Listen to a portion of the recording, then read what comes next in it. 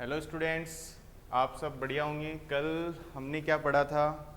कल की जो हमारी क्लास थी उसके अंदर हमने देखा था कि नेफ्रॉन की संरचना के बारे में पढ़ा था और उसके अंदर हमने अल्ट्रा फिल्ट्रेशन, मूत्र का निर्माण कैसे होता है, ये सारी चीज़ें हमने देखी थी। आज का जो हमारा लेक्चर है उसके अंदर हम क्या देखेंगे? मूत्र में तनुकरण कि डाइल्यूट यूरिन का फॉर्मेशन कैसे होता है, कंसंट्रेटेड यूरिन कैसे बनता है, और हम देखेंगे कि जो किडनी है वो हमारे अंदर प्रानिसंध्यन कैसे करती है, किस तरीके से, मतलब जो ओस्मो रेगुलेशन है, प्रासरण नियमक की जो क्रिया विधि है उसको हमारी जो किडनी है वो कैसे परफॉर्म करती है। ओस्मो रेगुलेशन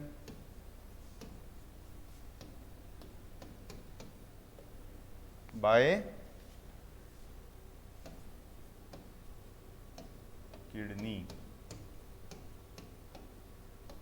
वृक्कों द्वारा प्रानिसंध्यन,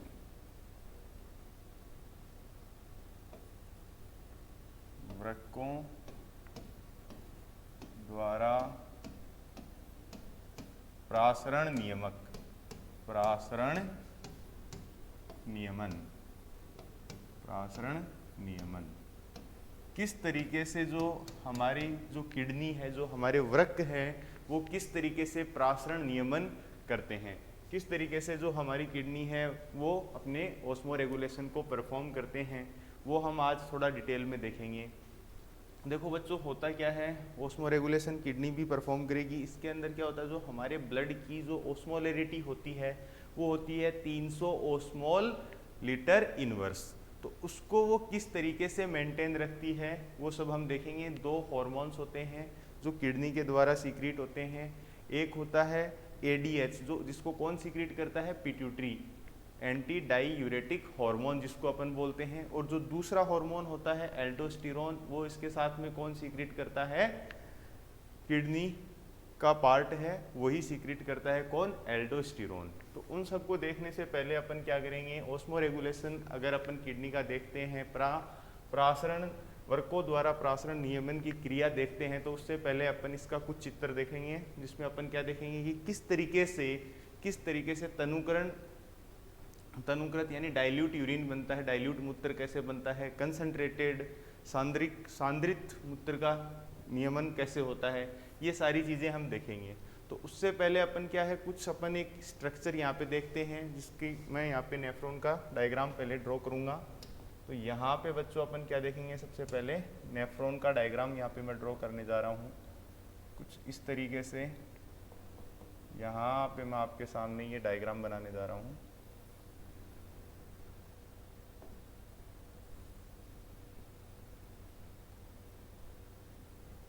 ये जो आपको पोर्शन दिखाई दे रहा है यहाँ पे, ये मैं नेफ्रॉन बनाने जा रहा हूँ।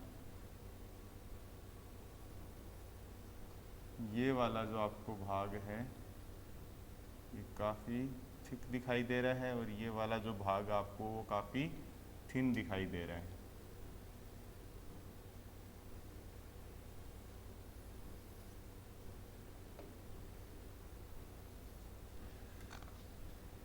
ये आपको नेफ्रॉन का चित्र दिखाई दे रहा है। जो डाइल्यूट यूरिन यानी तनुकरण की जो क्रिया है वो कौन करता है? तनुकरण की जो क्रिया है हमारे अंदर उसको कौन करता है? तनुकरण की जो क्रिया है बच्चों, उसको जो वल्कुटीय नेफ्रॉन होते हैं, वल्कुटीय जो नेफ्रॉन होते हैं वो तनुकरण की अभिक्रिया को करते हैं, यानी उसका काम, डाइल्यूशन का काम जो होता है वो कौन करते हैं? Cortical nephron. और क्यों, अब कैसे वो किस तरीके से करते हैं, क्योंकि अभी आपको पूरी चीज़ समझ में आएगी। यहाँ पे अपन देखते हैं, ये आपका जो भाग है ये बोमेन संपुट है, और ये आपकी इफ्रेंट है, और ये आपकी एफरेंट आर्टेरियोल है, ये आपकी इफ्रेंट आर्टेरियोल है। ये कौन सा भाग है? इफ्रेंट आर्टेरियोल है, ये आर्टेरियोल है। और ये वाला जो आपका भाग है वो कौन है? एफरेंट आर्टेरियोल है। कौन है? एफरेंट आर्टेरियोल है, आर्टेरियोल है। यहाँ पे ये कौन है? बोमेन संपुट है। कौन है ये? बोमेन संपुट, बोमेन संपुट है। अब यहाँ पे इसको क्या बोलते हैं अपन, समीपस्थ कुंडलित नलिका, समीपस्थ कुंडलित नलिका, कुंडलित नलिका। यहाँ पे बच्चों क्या होगा, यहाँ की अगर अपन बात करते हैं समीपस्थ कुंडलित नलिका, या जिसको अपन क्या बोलते हैं प्रोक्सिमल कॉन्वुलेटेड ट्यूब्यूल। यहाँ पे ये आपका पीसीटी वाला भाग है, ये आपका लिम्ब है, जिसको अब मैं क्या बोलता हूँ डिसेंडिंग लिम्ब है, डिसेंडिंग लिम्ब है। ये कौन है, डिसेंडिंग लिम्ब। और यहाँ पे ये इसका जो पोर्शन है ये क्या होता है बच्चों, ये वाला जो पोर्शन है ये कैसा होता है, थोड़ा ये वाला पोर्शन थोड़ा सा बच्चों थिक होता है। ये कैसा होता है, ये वाला पोर्शन थोड़ा थिक होता है। और ये किसके लिए पारगम्य होगा, ये याद रखना, ये हमेशा वाटर के लिए क्या होगा, पारगम्य होगा। वाटर के लिए क्या होगा, पारगम्य, पारगम्य होगा, यानी परमिएबल होगा। अब ये वाला जो भाग है इसको अपन क्या बोलते हैं, हेनले लूप, हेनले लूप बोलते हैं, हेनले लूप बोलते हैं इसको अपन। और ये वाला जो आपका भाग है ये कौन सा है, असेंडिंग लूप, असेंडिंग लूप है, असेंडिंग लूप है। ये वाला भाग कैसा है बच्चों, थिक है, ये वाला भाग कैसा है, थिक है। और जो असेंडिंग लूप जो आपका आरोही, इसको अपन क्या बोलते हैं अवरोही, और इसको अपन क्या बोलते हैं अवरोही, और इसको क्या बोलेंगे बच्चों आरोही। जो आपका आरोही भाग है ये क्या है, ये किसके लिए, ये वाला जो भाग है ये बच्चों इसकी जो ये पारगम्य होगा, ये वाला जो आपका जो अवरोही भाग है यानी जो डिसेंडिंग लिम्ब है ये किसके लिए पारगम्य होगा, ये वाटर के लिए, यानी ये वाटर के लिए क्या होगा, पारगम्य होगा। यानी यहाँ से कौन निकलेगा, वाटर निकलेगा, यहाँ से कौन निकलेगा, वाटर, यानी जल के लिए क्या होगा, ये वाला भाग पारगम्य होगा, यहाँ से ज़्यादा जल निकलेगा। ठीक है। और ये वाला जो भाग होगा ये क्या होगा, जो आपका असेंडिंग लूप जो होगा ये क्या होगा बच्चों, असेंडिंग जो आपका लूप होगा ये क्या होगा, ये वाटर के लिए क्या होगा, इम्परमिएबल होगा, यानी यहाँ से वाटर नहीं निकलेंगे, यहाँ से कौन निकलेंगे Na+, यहाँ से सोल्ट निकलेंगे, यहाँ से कौन निकलेंगे Na+। यानी ये वाला जो भाग है, थिक वाला जो भाग है, वाटर के लिए क्या होगा, अपारगम्य, वाटर के लिए क्या होगा, यानी जल के लिए क्या होगा, अपारगम्य, अपारगम्य, जल के लिए क्या होगा, ये अपारगम्य। और ये वाला जो आपका भाग है यहाँ पे, अब इसकी बच्चों अपन बात करते हैं, ये सारे अपने को चीज़ें समझ में आ गई। अब अगर अपन बात करते हैं किसकी, सबसे पहले अपन तनुकरण की बात करते हैं, मूत्र का जो डाइल्यूशन होगा। अगर डाइल्यूट यूरिन कौन बनाता है, वल्कुटीय नेफ्रॉन जो होता है वो किसका फॉर्मेशन करता है, यानी कोर्टिकल जो नेफ्रॉन है, कोर्टिकल जो नेफ्रॉन है वो क्या बनाता है, कोर्टिकल नेफ्रॉन जो होता है आपका वो डाइल्यूट यूरिन बनाता है, डाइल्यूट यूरिन का फॉर्मेशन करता है मेनली, यानी तनुकरण, मूत्र में तनुकरण, मूत्र में तनुकरण। अब ये कैसे करता है, क्योंकि यहाँ पे बच्चों क्या होता है, अभी एडीएच का सिंथेसिस नहीं होता, यहाँ पे किसका सिंथेसिस नहीं होता, एडीएच एब्सेंट होता है, यहाँ पे एब्सेंट होता है कौन, एडीएच, एंटी डाईयूरेटिक हार्मोन जो होता है वो एब्सेंट होता है। तो सर इसका क्या रोल है, एडीएच अगर एब्सेंट होगा तो ये कैसे डाइल्यूट बनाएगा। तो इसके लिए बच्चों अपन यहाँ पे थोड़ा देखेंगे कि जो आपका ब्लड है उसकी जो ओस्मोलरिटी होती है वो कितनी होती है, 300 ओस्मोल पर लीटर, कितनी होती है, 300 ओस्मोल पर लीटर, 300 ओस्मोल लीटर इनवर्स। अब यहाँ पे जैसे जैसे ये यहाँ आएगा बच्चों, इस वाले भाग में आएगा, तो ये यहाँ पे क्या होगा, यहाँ से इसके अंदर से क्या निकल जाएगा, जल है, जल का क्या होगा, जल यहाँ से निकल जाएगा, यहाँ से जल निकल रहे हैं, तो धीरे धीरे इसकी ओस्मोलरिटी क्या हो रही है, 300 से 400, 400 से कितनी हो रही है, 600। देखो इसमें से जल निकलता जा रहा है, जल निकलेगा तो आपकी इसकी पारसारिता है, पारसारिता क्या होगी, बढ़ेगी। अब जल निकल रहा है, पारसारिता इसकी बढ़ रही है, 600 से 800 हो गई, 800 से फिर यहाँ पे 1000 हो गई, और यहाँ पे आते आते कितनी हो गई बच्चों, 1200 हो गई। यहाँ पे मतलब हाइपर हाइपरटोनिक हो गया ये पूरा का पूरा, ये हाइपरटोनिक मीडियम हो गया पूरा का पूरा, मतलब अधिपार्श्रित माध्यम हो गया, यहाँ पे ये अधोपार्श्रित हो गया, यानी बहुत ज्यादा यहाँ पे इसकी जो पारसारिता है वो बढ़ गई। अब बच्चों इसको ऊपर की ओर मूव करते गए, जैसे जैसे ये अवरोही लिंब की तरफ मूव करने लगा तो इसकी जो पारसारिता है उसमें क्या फर्क पड़ा, वो क्या होने लग गई बच्चों, कम होने लग गई। वो क्या होने लग गई, यहाँ पे आते आते ये 1200 से वापस से कितनी होगी, 1200 से 1000, 1000 से फिर 800, 800 से फिर, अब ये कम कैसे हो रही है, ये कम कैसे हो रही है, इस बात को बहुत ध्यान से सुनना। यहाँ पे ऑस्मोलरिटी कितनी थी, 300 ओस्मोल पर लीटर। तो ये जो आपका अवरोही लिंब है, ये ऊपर वाला भाग होता है वो थिक होता है, थिक होने की वजह से वो केवल और केवल पानी के लिए पारगम्य होता है, लवणों के लिए अपारगम्य होता है। अब पानी के लिए पारगम्य होगा तो पानी निकल जाएगा, अंदर लवण ही लवण बचे तो इसकी जो पारसारिता है वो बढ़ जाएगी, अरे कंसंट्रेशन जो है इसकी वो बढ़ जाएगी, ऑस्मोलरिटी बढ़ रही है देखो नीचे की ओर, और यहाँ पे ये बिल्कुल हाइपर ऑस्मोटिक हो गया। यहाँ पे इसकी जो इसकी ऑस्मोलरिटी है वो बच्चों बहुत ज्यादा हो गई। अब जैसे जैसे ये ऊपर की तरफ मूव करेगा इसकी ऑस्मोलरिटी क्या हो रही है, कम होती जा रही है, 600 हो गई, फिर 400, फिर 300, फिर डीसीटी के अंदर आते आते इसकी ऑस्मोलरिटी कितनी हो जाती है, 200 ऑस्मोलरिटी हो जाती है। कितनी हो जाती है, 200 ऑस्मोलरिटी हो जाती है। लेकिन अब बच्चों यहाँ पे क्या होगा, जैसे ही ये इसको अपन क्या बोलते हैं, संग्रहित नलिका, क्या बोलते हैं, संग्रहित नलिका। संग्रहित नलिका के अंदर क्या होगा, संग्रहित नलिका के अंदर जैसे ही ये पहुंचेगा, संग्रहित नलिका के अंदर पहुंचते पहुंचते इसकी ऑस्मोलरिटी कितनी हो गई, 100 हो गई, और ये 100 की 100 ही ये क्या हो जाएगा, यहाँ से पास हो जाएगा, यहाँ से संग्रहित नलिका से ये बाहर निकल जाएगा। तो ये जो ऐसा यूरिन होगा इसको क्या बोलते हैं अपन, यूरिन। कैसा यूरिन हो गया, ये ऐसा यूरिन होता है, इसको क्या बोलते हैं अपन, डाइल्यूट यूरिन, यानी मूत्र तनुकरण। मूत्र तनुकरण, मूत्र में क्या है, तनुकरण है, मतलब डाइल्यूट यूरिन यहाँ से निकल जाएगा। यहाँ से कैसा यूरिन निकल जाएगा बच्चों, डाइल्यूट यूरिन। यहाँ से कैसा यूरिन निकलेगा, डाइल्यूट यूरिन निकल जाएगा। कैसा यूरिन निकलेगा यहाँ से, देखो यहाँ पे कितनी थी, यहाँ पे कितनी थी, 400 थी, ये कितनी थी 400, ये क्या थी 600, ये 800, और यहाँ पे कितनी थी 1000, और ये 1200, और ये वाली कितनी थी 1000। फिर धीरे धीरे क्या होने लग गई, इधर ऑस्मोलरिटी है वो कम होने लग गई, 800, 600, फिर यहाँ से 400, और 400 से फिर 300, और फिर 200, और फिर 100, फिर 100। अब ये ऐसी की ऐसी क्या हो गई बच्चों, डिस्टल कॉन्वोल्यूटेड ट्यूब्यूल से फिर ये किसके अंदर एंटर हो गया, आपका कलेक्टिंग संग्रहित नलिका के अंदर ये प्रवेश कर गया। ठीक है,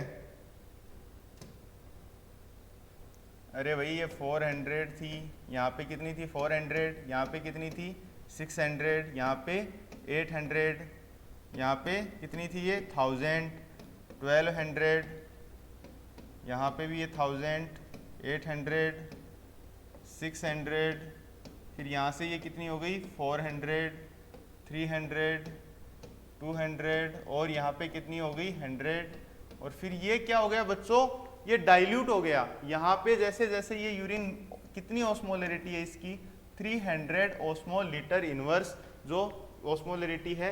तो ये यहाँ पे किस वजह से यहाँ बच्चों ये कम कैसे हो रही है, क्योंकि यहाँ से जल अधिक से अधिक, यानी वाटर का जो ट्रांसपोर्ट है वो ज़्यादा से ज़्यादा बाहर की तरफ हो रहा है, यानी ये वाटर के लिए क्या है, पारगम्य है। तो वाटर के लिए पारगम्य होने की वजह से वाटर निकल जाएगा, इसके अंदर लवण रह जाएंगे, तो ये अधिक कंसंट्रेटेड हो जाएगा, और यहाँ पे कम। फिर यहाँ पे धीरे धीरे इसकी ऑस्मोलरिटी है वो कम कैसे हो रही है, क्योंकि ये वाली जो मेम्ब्रेन है, कौन सी वाली, ये जो आरोही जो असेंडिंग जो लूप है वो कैसा है, थिक है। कैसा लूप है, थिक है, काफी मोटा है, पर ये किसके लिए परमेबल होगा, ये वाटर के लिए अपारगम्य होगा, वाटर के लिए कैसा होगा, ये वाला इम्परमिएबल होगा, वाटर के लिए कैसा होगा, इम्परमिएबल होगा। लेकिन सोल्ट्स के लिए कैसा होगा, ये सोल्ट्स के लिए कैसा होगा, Na+ सोल्ट्स के लिए, यानी ये लवणों के लिए, सोल्यूट के लिए, यानी सोल्ट्स के लिए कैसा होगा, सोल्यूट्स के लिए, सोल्ट्स के लिए कैसा होगा, परमिएबल होगा, परमिएबल होगा।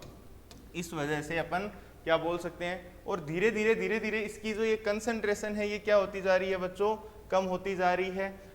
अब अगर मैं बात करता हूं तो ऐसा किस में होता है, कोर्टिकल नेफ्रॉन के अंदर ऐसा होता है। क्यों ऐसा वहां पे क्यों होता है, क्योंकि बच्चों वहां पे एडीएच जो है, क्या एडीएच, एडीएच यानी anti diuretic hormone, anti diuretic hormone का सीक्रेशन नहीं होता। एंटी डाईयूरेटिक हार्मोन यानी इसको अपन दूसरा नाम क्या है, इसको अपन वेसोप्रेसिन भी बोलते हैं, इसको अपन वेसोप्रेसिन भी बोलते हैं।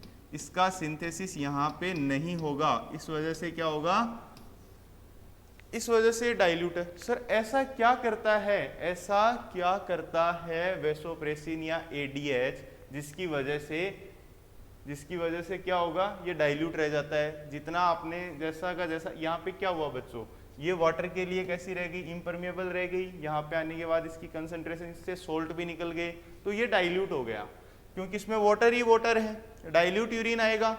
अब मैं बात करता हूं आपको कि अगर यहाँ एडीएच होता तो क्या होता, एडीएच होता तो यहाँ पे एक्वापोरिन्स के नंबर बढ़ा देता। एडीएच क्या करता है, यहाँ पे एक्वापोरिन्स के नंबर बढ़ा देता। एक्वापोरिन्स वो चैनल हैं जो क्या करते हैं, पानी को अलाउ बाहर निकालते हैं। तो यहाँ पे अगर एक्वापोरिन बढ़ जाते, यहाँ पे अगर एक्वापोरिन बढ़ जाते, अगर यहाँ से वाटर निकल जाता, यहाँ से अगर H2O निकल जाता, तो क्या होता बच्चों, तो क्या होता, जो आपका यूरिन है वो कैसा हो जाता, कंसंट्रेटेड। यहाँ से यूरिन क्या होता, ये यूरिन निकल जाता, तो यहाँ पे क्या होता, फिर ये 200 नहीं होता, 200 फिर यहाँ पे कितना होता, 400, 400 से फिर 600, 800 या 800 से 1000, फिर 1200। इस फॉर्म में ये काफ़ी कंसंट्रेटेड यानी तरुणीकरण मतलब बहुत ही सांद्रित फॉर्म में जो मेडुलरी नेफ्रॉन होता है, यानी जो मेडुलरी जक्स्टा मेडुलरी नेफ्रॉन होता है, जो मेडुलरी नेफ्रॉन होता है,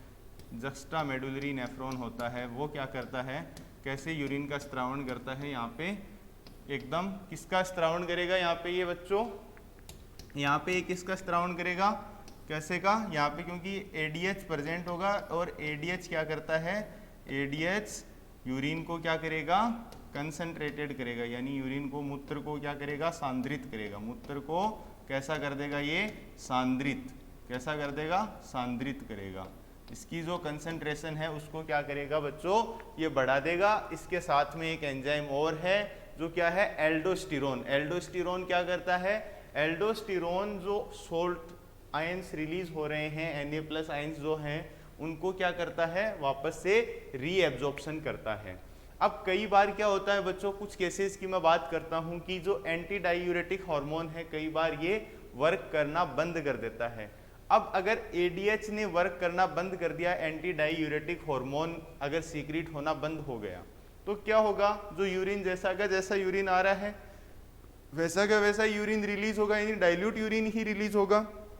अगर एडीएच की वजह से, अगर एडीएच की फंक्शनिंग कंप्लीटली बंद हो जाए तो एक डिजीज होती है, जिस डिजीज का नाम क्या है बच्चों, डायबिटीज इंसिपिडस। क्या बोलते हैं उसको अपन, डायबिटीज इंसिपिडस। इसमें क्या होगा, डायबिटीज इंसिपिडस के अंदर, इसके अंदर जो आपका काफी 5 मिनट आप बैठ गए कहीं पे, यूरिन जाना है, 5 मिनट बैठ के आपको यूरिन जाना है, तो ये क्या होगा, बहुत डाइल्यूट यूरिन है, ये एक्सेस अमाउंट में यूरिन बनता जाएगा। और अगर ये एडीएच होता है तो ये क्या करता है बच्चों, ज्यादा से ज्यादा वाटर का क्या करता है, रीएब्जॉर्प्शन कर लेता है। वाटर का क्या करता है, ज्यादा से ज्यादा रीएब्जॉर्प्शन कर लेता है। जितना ज्यादा वाटर का रीएब्जॉर्प्शन होगा उतना ही ज्यादा क्या होगा, कंसंट्रेटेड यूरिन का एक्सक्रीशन होगा। कभी कभी आप पानी कम पीते हैं, पानी कम पीते हो तो क्या होता है, जो यूरिन का फॉर्मेशन होता है वो कैसा होता है, डार्क येलो कलर का यूरिन का फॉर्मेशन होता है। Dark and pale yellow colour का जो यूरिन का फॉर्मेशन होता है वो किस वजह से होता है, एडीएच की वजह से। तो मेनली जो कोर्टिकल नेफ्रॉन है वो कैसा यूरिन प्रोड्यूस करता है, ADH यहाँ पे एब्सेंट होगा, तो ये ज़्यादा से ज़्यादा किसको प्रोड्यूस करता है, डाइल्यूट यूरिन का फॉर्मेशन करता है, यानी यूरिन के तनुकरण में जो मदद करता है वो कौन करता है, ये। और जो जस्टा मेडुलरी नेफ्रॉन होता है उनके अंदर क्या होता है, बहुत ही सांद्रित, बहुत ही कंसंट्रेटेड यूरिन बनता है, क्योंकि पहला रीजन क्या है, जो कोर्टिकल नेफ्रॉन है वो ओनली कॉर्टेक्स के अंदर, यानी वो कंप्लीटली मेडुलरी रीजन के अंदर तक नहीं पहुंच पाते, वो ऊपर से ही निकल जाते हैं, कॉर्टेक्स से ही जो उनका हेनले लूप है वो नीचे तक नहीं आ पाता। ये जो आपको फ्लूइड दिखाई दे रहा है इंटरस्टिशियल फ्लूइड में डिप नहीं होता, और इसका जो हेनले लूप होता है जस्टा मेडुलरी नेफ्रॉन का, वो काफ़ी थिक होता है, काफ़ी बड़ा होता है। तो ये कैसा यूरिन रिलीज करेंगे, कंसनट्रेटेड यूरिन का फॉर्मेशन करते हैं, ये ज़्यादा से ज़्यादा कंसनट्रेटेड यूरिन को क्या करेंगे बच्चों, रिलीज करेंगे। अब अपन नेक्स्ट देखते हैं इसके अंदर कि ये कैसे, किस तरीके से कुछ काउंटर करंट मैकेनिज्म की हम बात करते हैं, प्रति प्रवाह मैकेनिज्म की हम बात करते हैं कि किस तरीके से ये काउंटर करंट मैकेनिज्म है जो चलता है। तो अपन इसकी बात करते हैं। सबसे पहले इसको अपन क्या करते हैं, रफ करते हैं। अब इसके अंदर क्या होगा, प्रति प्रवाह जो आपकी मैकेनिज्म है, इसके अंदर क्या होता है, काउंटर करंट जो होता है, काउंटर करंट का मतलब क्या होता है, काउंटर करंट का मतलब होता है बच्चों कि रिवर्स रिएक्शन। कि रिवर्स रिएक्शन का मतलब कैसे हो गया, कि काउंटर करंट का मतलब है कि आपकी जो किडनी है, वृक्क है, उसमें से आपकी जो ये दोनों के दोनों ये नीचे हेनले लूप बनता है, अवरोही आरोही लिम्ब आती है, इसमें जो मूवमेंट हो रहा है, जो आपकी नलिका है, इस नलिका में जो मूवमेंट हो रहा है और उसके पैरेलल में कौन चल रही है, वासा रेक्टा। तो इसमें अगर इस डायरेक्शन में मूवमेंट हो रहा है यू शेप में, तो उसमें अपोजिट रिएक्शन होगा। कैसा रिएक्शन होगा, अपोजिट रिएक्शन होगा। एक में अगर इधर से इधर जा रहा है मूवमेंट, तो दूसरी में क्या होगा, रिवर्स होगा। सपोज एक में जो ब्लड का फ्लो है वो इस तरीके से जा रहा है, सपोज, तो ये क्या है, ये इस तरीके से जा रहा है, सपोज ये इस तरीके से जा रहा है, तो दूसरी के अंदर क्या होगा, दूसरी के अंदर मूवमेंट होगा वो ऐसे होगा, ये एक दूसरे के अंदर रिवर्स फ्लो होगा। इस रिवर्स फ्लो को अपन क्या बोलते हैं, काउंटर करंट। इसका मतलब क्या है, काउंटर करंट मतलब बैक, एक इधर जा रहा है एक इधर जा रहा है, बैकवर्ड मूवमेंट। किस तरीके से ये काउंटर करंट मैकेनिज्म चलता है, इसके तीन मेथड होते हैं बच्चों। एक होता है प्रति प्रवाह मल्टीप्लिकेशन, बहुनिर्मणीकरण, यानी काउंटर करंट मल्टीप्लिकेशन। एक होता है काउंटर करंट एक्सचेंज। मेनली इसके दो बेसिस होते हैं। और जो तीसरा था अपन ने कि कंसंट्रेशन वाला, जो अपन ने अभी पहले ही कंसंट्रेशन वाले को देख लिया। तो सबसे पहले मैं आपको किडनी की स्ट्रक्चर की बात करूंगा कि किडनी की जो स्ट्रक्चर होती है, इसमें अपन जल्दी से ये ड्रॉ करके देखते हैं counter current mechanism. Counter current, counter current के अंदर होगा क्या, अपन देखते हैं। ये यहाँ पे कुछ इस तरीके से जो स्ट्रक्चर है आपकी, यहाँ पे कुछ इस तरीके से ये जो आपकी स्ट्रक्चर आपको दिखाई दे रही है, ये वाला पोर्शन है,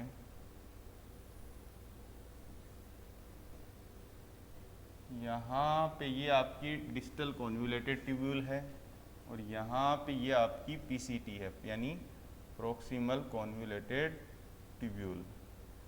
कौन है यहाँ पे आपकी, ये प्रोक्सिमल कॉन्वोल्यूटेड ट्यूब्यूल।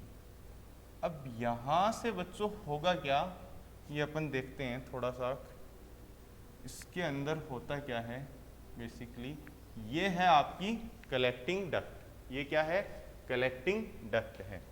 तो इसमें कौन आएगा, यहाँ से ये ग्लोमेरुलस आएगा, यहाँ से कौन आएगा, ये ग्लोमेरुलस बनेगा यहाँ पे इस तरीके से, और ये कौन निकल गया यहाँ से, इफरेंट आर्टेरियोल। इसको अपन क्या बोलते हैं, एफरेंट आर्टेरियोल, एफरेंट आर्टेरियोल।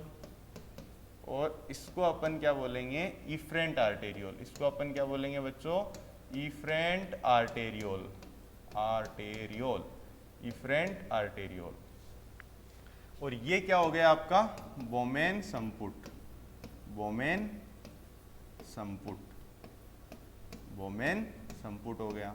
अब यहां से जो रक्त आ रहा है वो आ रहा है बच्चों 300 ओस्मोल पर लीटर इनवर्स। 300 ओस्मोल लीटर इनवर्स का जो हमारा ब्लड है, उसकी जो ओस्मोलरिटी है वो कितनी है, 300 ओस्मोल है। उसकी ओस्मोलरिटी कितनी है, 300 ओस्मोल है। सबसे पहले मैं इसका आपको नेचर बता देता हूँ। यहाँ पे मैं ये जो है आपका, इसको बोलते हैं अपन PCT। अपन ने काफ़ी बार ड्रॉ कर चुके ये स्ट्रक्चर, अपन इसको अपन बोलते हैं PCT। PCT के अंदर भी इसका क्या होगा, 300 ओस्मोल ही होगा, 300 ओस्मोल लीटर इनवर्स ही होगा। और यहाँ से आते आते ये जो आपका आता है असेंडिंग लिम्ब, इसको क्या बोलते हैं अपन, असेंडिंग लिम्ब बोलते हैं। क्या बोलते हैं इसको अपन, असेंडिंग लिम्ब बोलते हैं। असेंडिंग लिम्ब के अंदर क्या होता है बच्चों, असेंडिंग जो आपका लिम्ब होता है इसके अंदर क्या होगा, ये जो होता है ये क्या होगा, ये किसके लिए पारगम्य होगा, ये ओनली एंड ओनली वाटर के लिए परमिएबल होगा।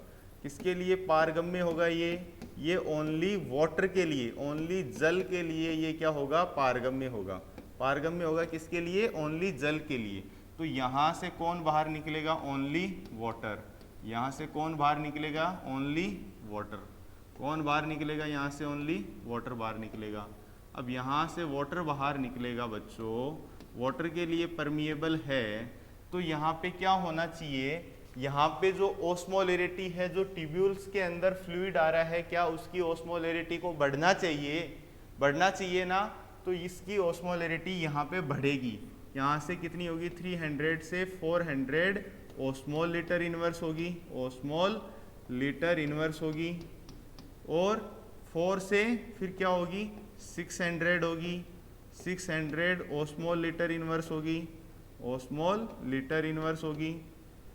अब यहाँ से 6 से फिर 800, 6 से फिर 800, और 800 से फिर 1000, और 1000 से फिर 1200। यहाँ पे ये बहुत ज़्यादा क्या हो गया, कंसंट्रेटेड हो गया, क्योंकि जो जल है उसके लिए क्या है, ये पारगम्य है, लेकिन लवणों के लिए ये क्या है, लवणों के लिए क्या है, ये अपारगम्य। लवणों के लिए क्या है, ये अपारगम्य, अपारगम्य है। लवणों के लिए क्या होगी बच्चों, ये अपारगम्य।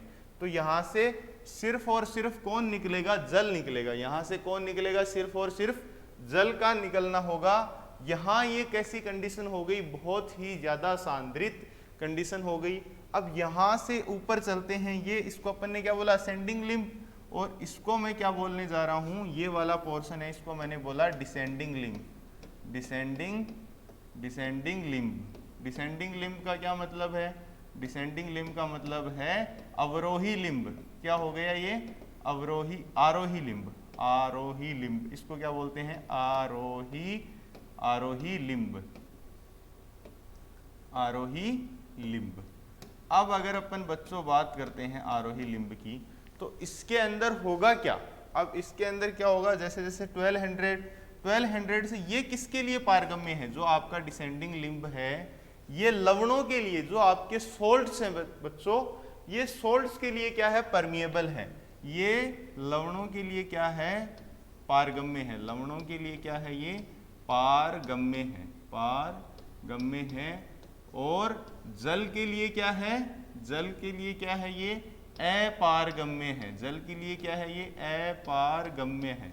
जल के लिए अपारगम्य है, लवणों के लिए पारगम्य है। मतलब वाटर के लिए क्या है, ये परमिएबल है, वाटर के लिए, वाटर के लिए क्या है, ये इम्परमिएबल है, वाटर के लिए इम्परमिएबल है। और सॉल्ट्स के लिए, सॉल्ट्स के लिए क्या है, ये परमिएबल है। सॉल्ट्स के लिए क्या है बच्चों, परमिएबल है। ठीक है, सॉल्ट्स के लिए क्या है, ये परमिएबल है। ठीक है, सॉल्ट्स के लिए, वाटर के लिए क्या है, ये इम्परमिएबल। तो यहाँ से कौन निकलेंगे, यहाँ से बच्चों सॉल्ट्स निकलेंगे ज़्यादा से ज़्यादा, Na+ और Na+ और Na+, और वो भी एक्टिवली निकलेंगे। वैसे तो ये इसके लिए भी नहीं है, बट ये एक्टिवली यहाँ से सॉल्ट्स निकलते हैं, वाटर यहाँ से नहीं निकल पाएगा।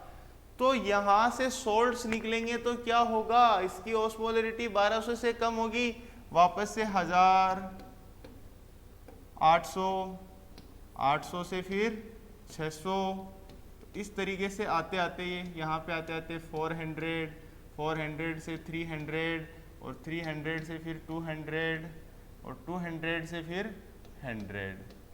अब अगर यहाँ पे क्या होगा, यहाँ पे अगर वही कंडीशन आ जाती है, ADH अगर प्रेजेंट है, तो एडीएच प्रेजेंट होने की वजह से बाहर की जो ऑस्मोलरिटी है वो क्या है, 400, 600, 800 और 1200।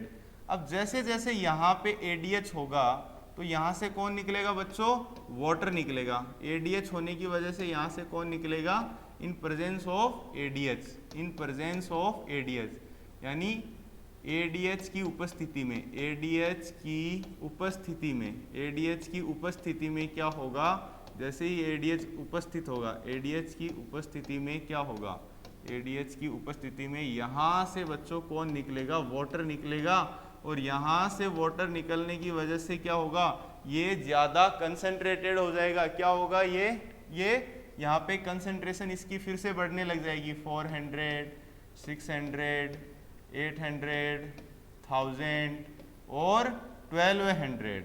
इस 1200 में ये कैसा हो गया, बिल्कुल सांद्रित हो गया। कैसा हो गया, ये सांद्रित हो गया बिल्कुल। अब जैसे जैसे कंसंट्रेशन यहाँ पे बढ़ती जा रही है, क्योंकि और ये कुछ इसमें क्या होता है, ये यूरिया के लिए भी क्या होता है, परमिएबल होता है, यहाँ से ये यूरिया भी एक्सक्रीट आउट कर देता है। तो यानी यहाँ से भी इसमें जल निकलना वापस से स्टार्ट हो जाता है। जो DCT है और जो आपकी कलेक्टिंग डक्ट है, ये क्या हो जाएंगे बच्चों, परमिएबल हो जाएंगे। किसके लिए, वाटर के लिए। वाटर जैसे जैसे निकलेगा तो क्या होगा, यहाँ पे जैसे जैसे वाटर बाहर जाएगा, अंदर सोल्ट्स हैं तो सोल्ट्स, ये जो यूरिन होगा ये कैसा हो जाएगा, बिल्कुल सांद्रित और बिल्कुल कंसंट्रेटेड यूरिन हो जाएगा। तो ये मेरी बात आपको समझ में आई होगी। अब ये तो बात हो गई क्या, ये तो हो गया काउंटर करंट।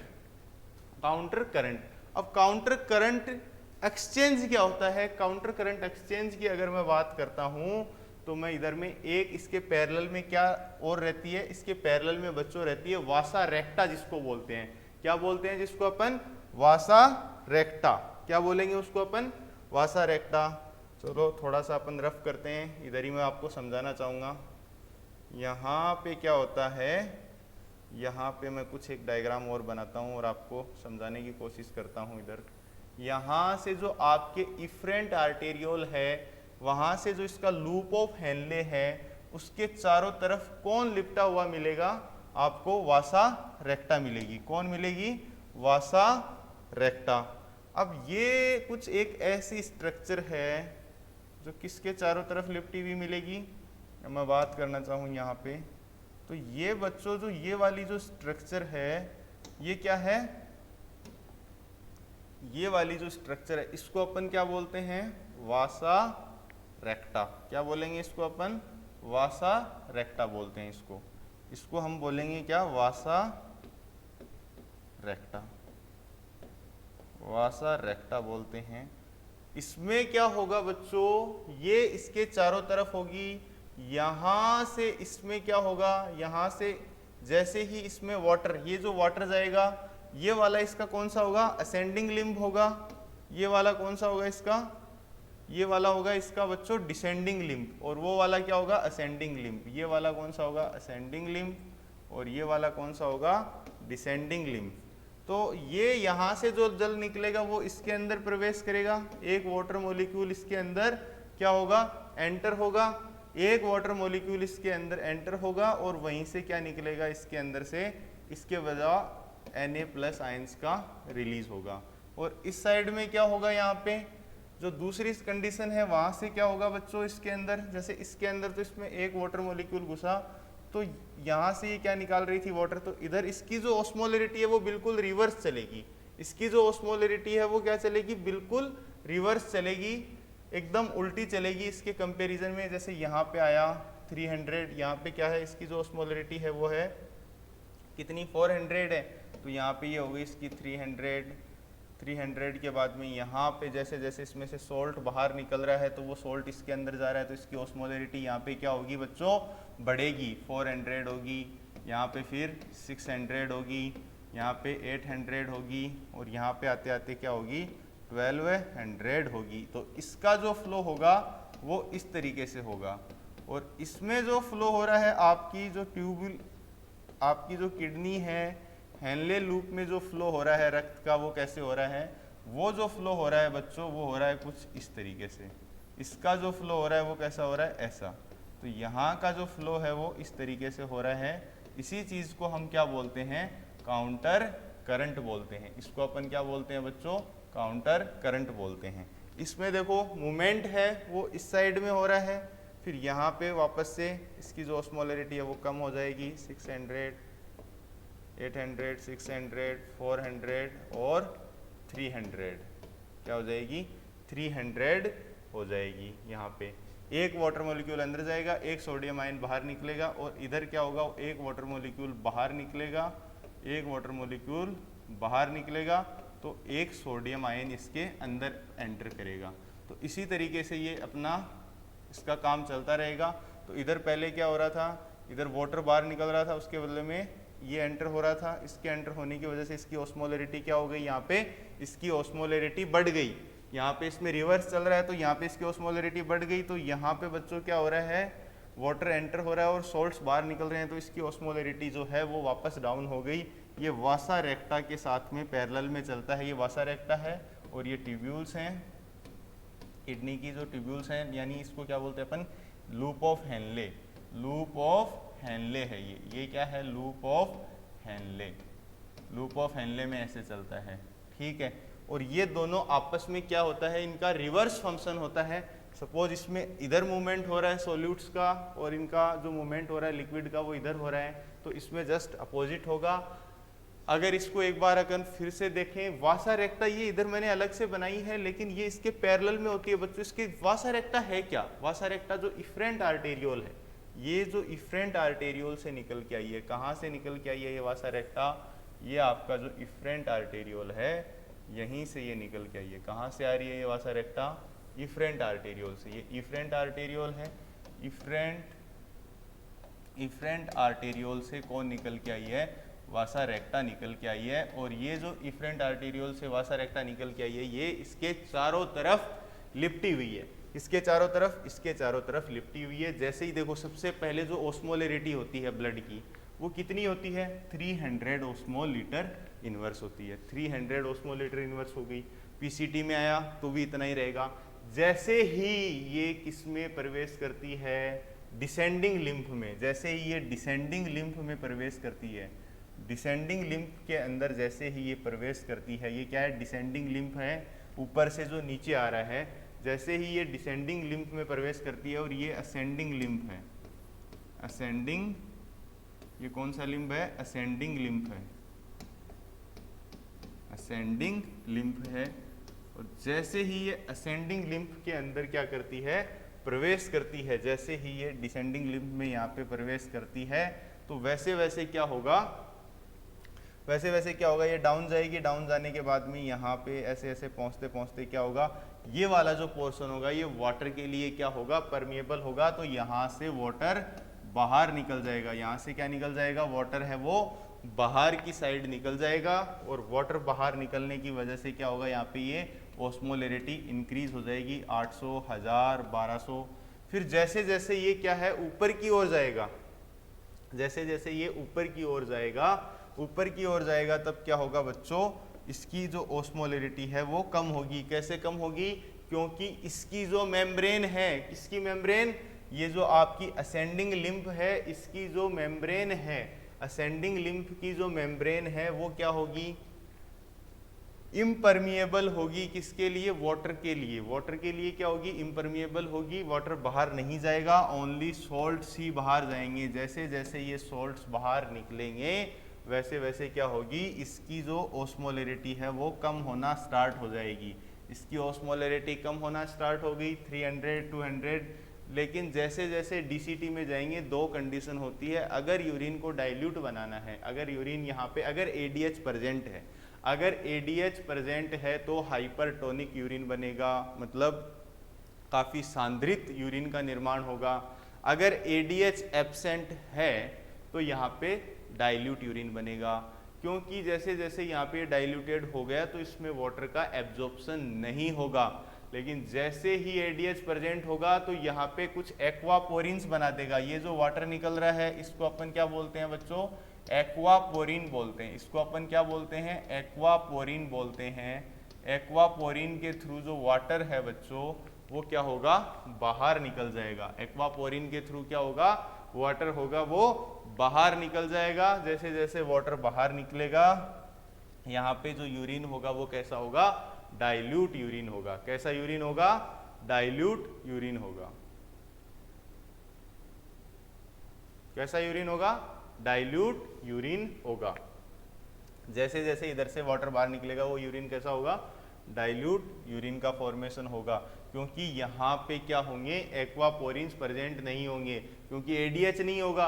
और एडीएच नहीं होगा तो क्या होगा बच्चों, जैसे अगर यहाँ पे एडीएच नहीं है तो एडीएच नहीं होने से क्या होगा, यहाँ पे एक्वापोरिन्स नहीं बनेंगे। और एक्वापोरिन्स नहीं बनेंगे तो जैसा यूरिन है वैसा का वैसा यूरिन क्या होगा, यहाँ से बाहर की तरफ निकल जाएगा। मतलब यूरिन जो होगा वो डाइल्यूट होगा।